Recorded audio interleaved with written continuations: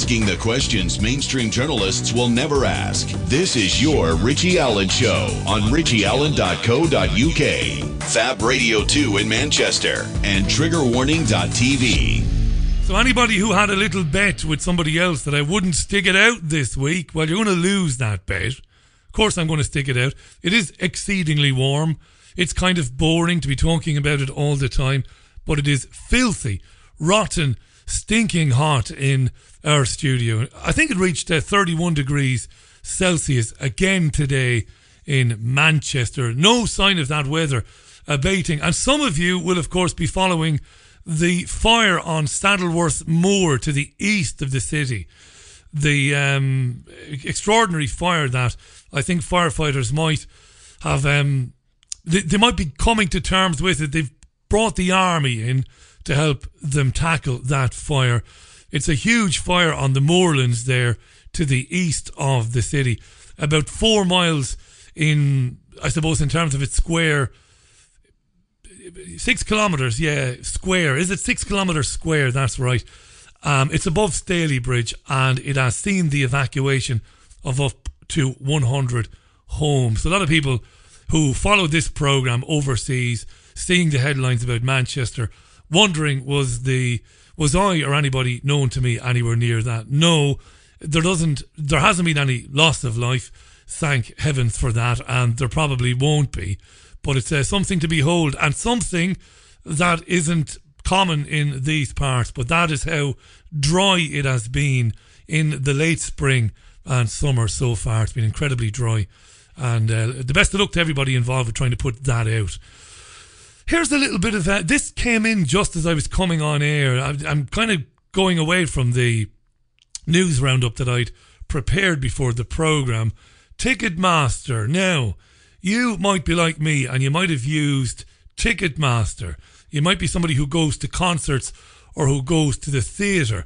I go to concerts fairly regularly. A lot of stuff I get is complimentary. But I do, on occasion, pay for my tickets. Not bragging about that. I'm quite happy to pay. But I do get a lot of complimentary stuff. But I have used Ticketmaster. And I received an email myself from Ticketmaster today warning me that my data might have been taken in a security breach which has affected possibly 40,000 UK customers. If you're a Ticketmaster customer, and you have been a Ticketmaster customer in the last 18 months or last year anyway, do check your email, because you might have an email from Ticketmaster telling you that your data might have been stolen. Malicious software on third-party customer support product in Benta Technologies caused the hack. Some personal or payment information may have been accessed by an unknown third party. So if you have used Ticketmaster, keep an eye on your email, but also keep an eye on your bank account. The bank account details that you would have given to Ticketmaster. Keep an eye on it for any suspicious payments or anything like that, right? A little bit of public service stuff there. Let's crack on then. Wednesday's programme. Very much looking forward to speaking to Dr. Stuart Wayton shortly. Before that, though, Tony Blair, the former UK Prime Minister, dismissed accusations today from John Humphreys on BBC Radio 4 that he and Gordon Brown and his government allowed uncontrolled EU immigration into Britain. He said that was a myth. He was challenged over whether he was out of touch with the sentiments of the people of this country by letting people from new EU states work in Britain without restrictions when he was Prime Minister. Blair did what Blair does, dismissed it out of hand, nothing to do with me, I was strong on migration and all the rest of it. Yeah, the blue fairy just goes running for cover when Tony Blair starts speaking. Here's a little bit of the exchange with BBC Radio 4 presenter John Humphreys. Tony Blair talking about migration in Europe. You defended globalisation, if I could use your phrase, the years that you were in power, and then Gordon Brown, by allowing effectively unbridled, uncontrolled immigration into this country. No. 2.5 million extra workers came to this country. Absolutely not. And it was your intention to do that. No, this is a huge myth, by the way. So if you Andrew Nether, one of your advisors. You'll know very well what Andrew Nether said about it. On non-EU immigration, which I still think is the biggest concern. Remember, the concern of the Europeans for this summit is not freedom of movement within Europe by European citizens. It's immigration from outside of Europe. No, the very first measures I introduced as a Prime Minister were on asylum and immigration. We had huge rebellions on them. By the way, the Conservative Party were opposing tightening those systems throughout. And then as I was leaving office, the last election I fought was in 2005 on the issue of immigration, where I put forward the proposal of identity cards, because, by the way, having a proper system of identity, which today you can do in a far more easy way and a much better way to protect people's privacy because the technology has come on so much, that is the only way you're going to be able to determine who should be here and who not. So it's true we were in favour of freedom of movement within the European Union.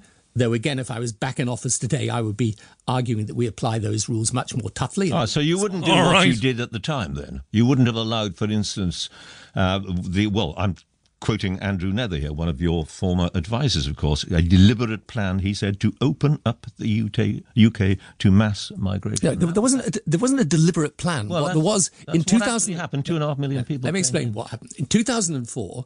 These East European countries joined the European Union. There was accession countries. Yeah. There was then freedom of movement for all of those countries within the European space. There were restrictions in every other country except this one. No. There was freedom of movement over all the European countries. What there wasn't, what you could have done, is have transitional arrangements for freedom to work. Yeah, 3 big lies there, unsurprisingly. One, Blair said people weren't bothered by EU migrants. That's a massive lie.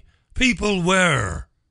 Because they knew they had a workforce that was undercutting them in the job market, competing and working for lower wages than them. And they also knew that influx of people would put pressure on public services, most notably the NHS. Secondly, there was a deliberate plan. Not Blair's plan, of course. Blair was the one chosen to oversee it. But we know from Bilderberg meetings, we know from European Union diktats going back 3-4 decades, there was always a plan to do that, which we've seen here in this country in the last 20 years. And Humphreys was right, lie number 3. In every other country at the time, the Eastern Bloc countries, when the Eastern Bloc countries joined the European Union, other countries put some protective measures, maybe not a lot, but some protective measures in place for their national workforce. Here in the UK, there were none. And these are the questions that I suppose commercial and national radio presenters and producers don't want to ask. The uncomfortable questions. Why did you do that? Why did you allow that? The incompetence argument is no longer any good. Can't claim that it was incompetence and we didn't realise what would happen. They knew what would happen in terms of driving down wages, unemployment, huge pressure on public services. Why?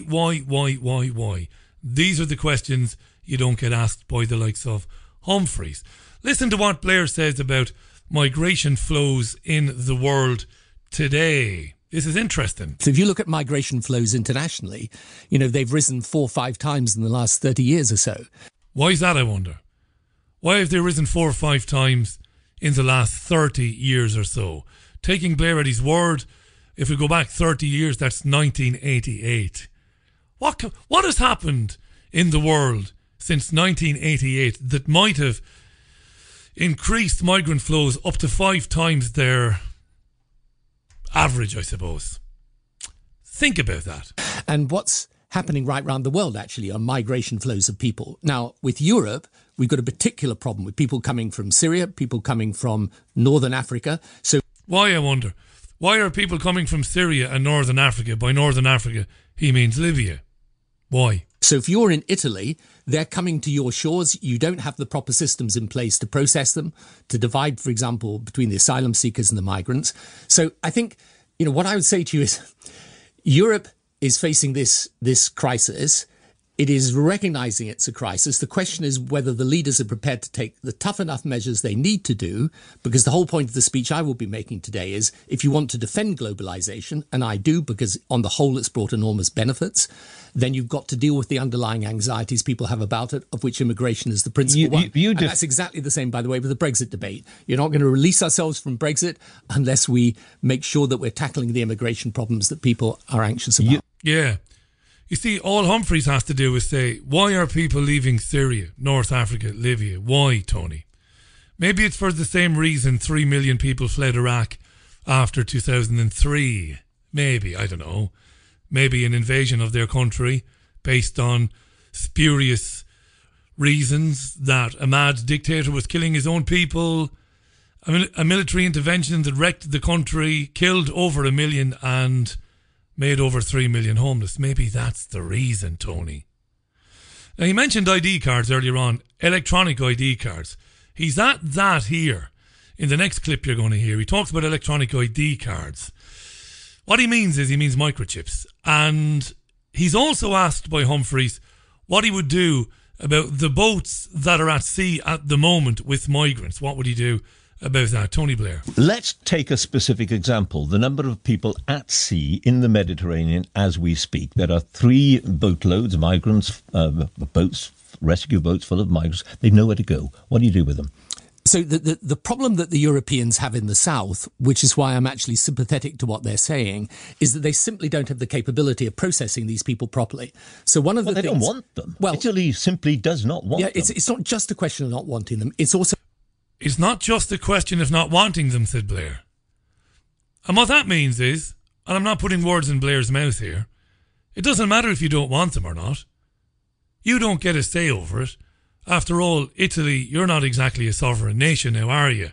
You'll do what you're told, regardless of the recent change in government there and the supposed coalition that is anti-European Union, anti-Euro currency. You'll do what you're told.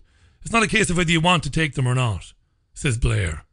This is great stuff, isn't it? It's also a question of not being able to process them so that you know who is, for example, an asylum seeker and who's an economic migrant.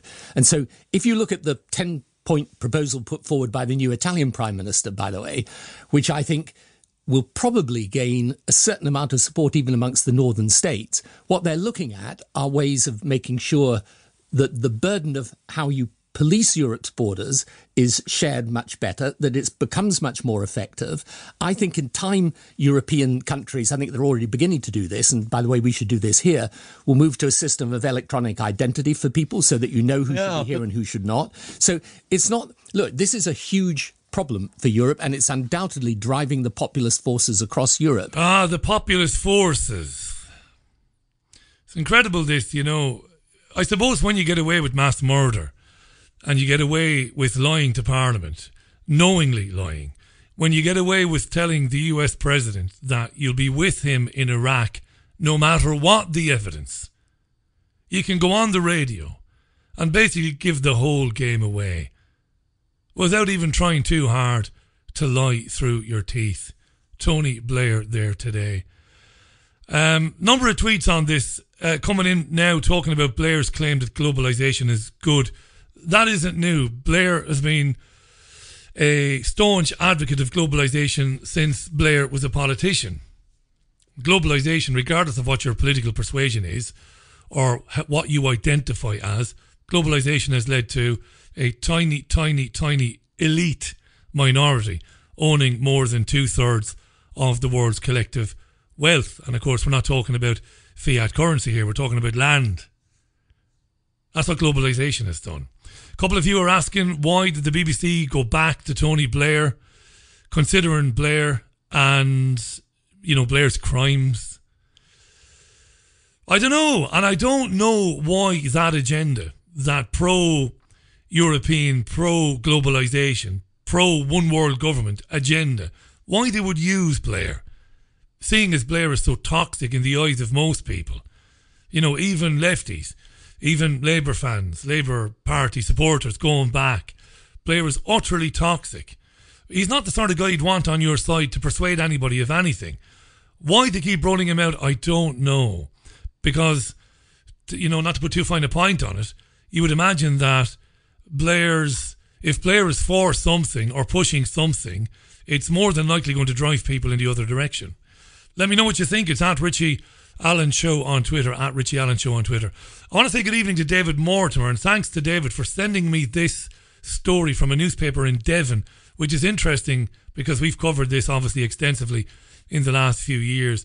Parents and students at a Devon primary school are planning a mass walkout in protest of a controversial mobile phone mast. Now, I must tell you, this story is a couple of days old, and I'm trying to look into whether the parents and students of the Devon primary school did indeed have a walkout yesterday, because it was supposed to be yesterday, I think, at 1:30, I think. It was a 10-metre high structure located just 50 metres away from Dartington Primary School, Totnes, which has worried parents over suggested radiation readings at the school, which apparently show the highest reading of excessive radiation. Isn't that a staggering thing? And this wasn't, at least I don't think it was, I could be wrong because I'm not, I'm not like Jesus, I'm not everywhere. I do obviously consume an enormous amount of media every day, newspapers, but I didn't see this in the national media. But apparently they used this Geiger, is that what they call it, a Geiger counter? And radiation readings in the school are astronomical, they're off the charts. And they put it down to this massive mobile phone mast. So the parents have had enough of it. And they've quoted a guy called David Carpenter, Professor of Environmental Health Sciences at Albany University. Albany's in New York. And he said children are more vulnerable to RF, MW, I suppose that's radio frequencies at medium wave radiation because of the susceptibility of their developing nervous systems. Children are largely unable to remove themselves from exposures to harmful substances in their environments. Their exposure is involuntary. Now, the parents were due, they're so upset over this, they were due to take the children out of school yesterday, but I can't ascertain whether they did or didn't. Today's Wednesday, yesterday, Tuesday. I'm going to try and follow that up because a couple of the parents have been named. 620 people have signed a petition to have the mast removed. How interesting in light of the things we discuss on this programme.